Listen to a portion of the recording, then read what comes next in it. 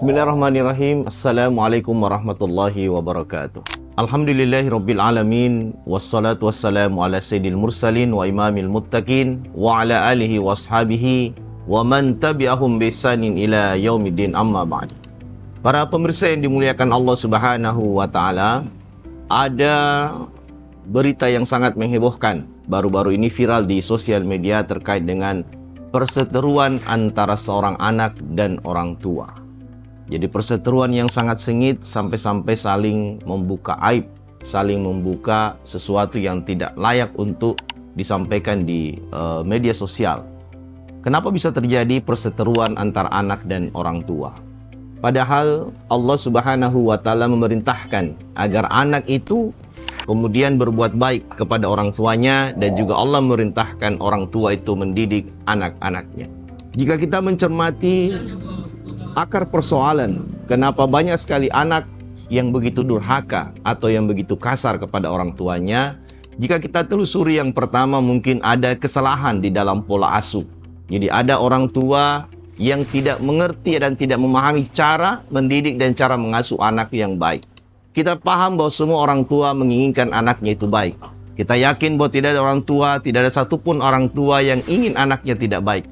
Hanya saja dalam pola asuhnya, dalam pola pendidikan yang diterapkan di rumah, itu biasanya ada kekeliruan atau ada kesalahan.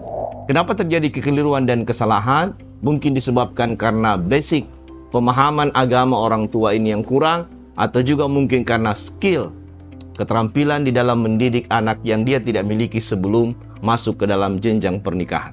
Padahal sekali lagi bahwa kewajiban mendidik anak adalah kewajiban yang dibebankan kepada orang tua. Sebagaimana Allah Subhanahu wa taala berfirman, "A'udzubillahi minasyaitonirrajim. Ya ayyuhalladzina amanu qu anfusakum wa ahlikum nara." Hai orang-orang yang beriman, jagalah dirimu dan keluargamu dari api neraka. Ayat ini memerintahkan agar seorang itu menjaga dirinya, menjaga ahlinya, menjaga istri dan anaknya dari api neraka. Artinya orang tua diwajibkan untuk mendidik anak dengan pendidikan yang baik, dengan pendidikan yang soleh, agar anak itu tumbuh menjadi orang-orang yang baik dan orang-orang yang soleh. Allah Subhanahu wa taala juga melarang seorang anak untuk menghardik atau menggunakan kata-kata yang kasar kepada kedua orang tuanya. Wala taqul lahuma uff, dan janganlah engkau berkata ah kepada kedua orang tuamu. Jika berkata ah saja dilarang kepada orang tua, apalagi menghardik, apalagi membuka aib orang tua. Saudara-saudara sekalian, jadi faktor pertama tadi, adanya anak atau banyaknya anak saat ini yang durhaka kepada orang tua. Yang pertama disebabkan karena pola asuh yang diterapkan orang tua itu yang keliru. Kemudian yang kedua bisa jadi disebabkan karena lingkungan pergaulan. Anak ini ketika bergaul di luar rumah, dia bertemu dengan orang-orang yang tidak sehat. Dia bertemu dengan orang-orang yang toksik, bertemu dengan orang-orang yang jahat. Maka kemudian dia juga berubah menjadi anak yang jahat, anak yang nakal. Dan ini kita bisa saksikan bagaimana perseteruan antara anak seorang artis perempuan dengan anaknya, ya. Jadi seorang putri yang merupakan anak seorang artis perempuan yang kemudian heboh di sosial media. Yang konon katanya perilaku buruk itu semakin parah ketika dia bergaul, dia berteman atau punya teman spesial di luar sana, sampai kemudian hidup bersama dan seterusnya dan seterusnya. Ini menunjukkan bahwa perubahan perilaku selain karena kesalahan dalam mengasuh juga disebabkan karena kesalahan di dalam pergaulan. Makanya Nabi SAW pernah menjelaskan bahwa orang yang berteman dengan penjual parfum maka dia akan ikut harum juga. Begitu juga orang yang berteman dengan pandai besi, maka dia akan terpercik panasnya besi yang ditempa itu. Ini menunjukkan bahwa kalaupun di rumah orang tua mendidik dengan baik anaknya, ketika pergaulan anak ini pada saat remaja, pada saat dewasa berada dalam komunitas yang rusak, komunitas yang tidak baik, maka anak itu akan menjadi rusak. Sebagaimana fakta yang kita lihat dan persis seperti dengan apa yang dikabarkan oleh Rasulullah Muhammad sallallahu alaihi wasallam. Lalu bagaimana solusinya?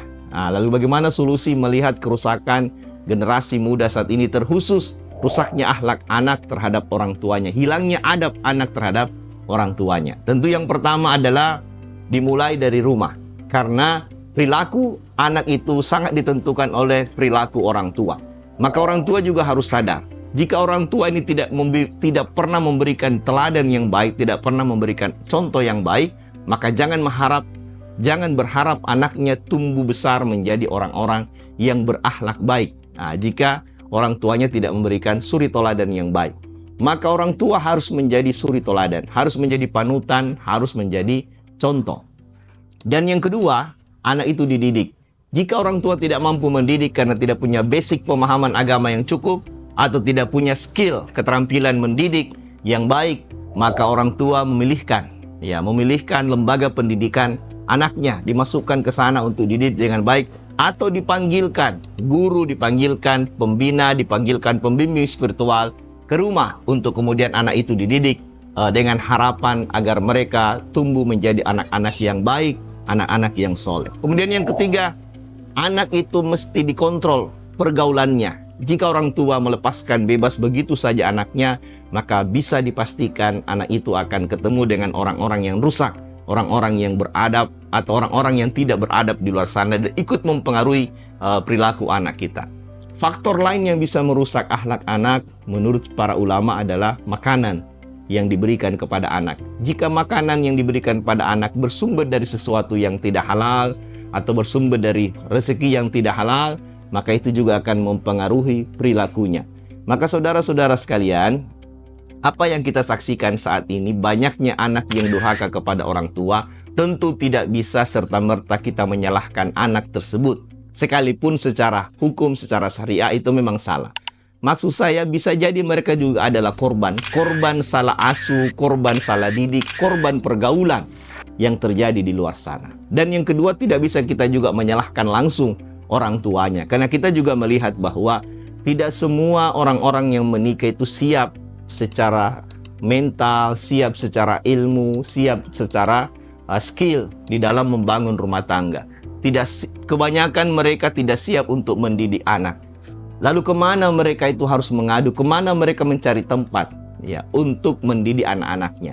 Maka disinilah peran serta negara, harus terlibat aktif negara itu dalam problem-problem sosial seperti ini.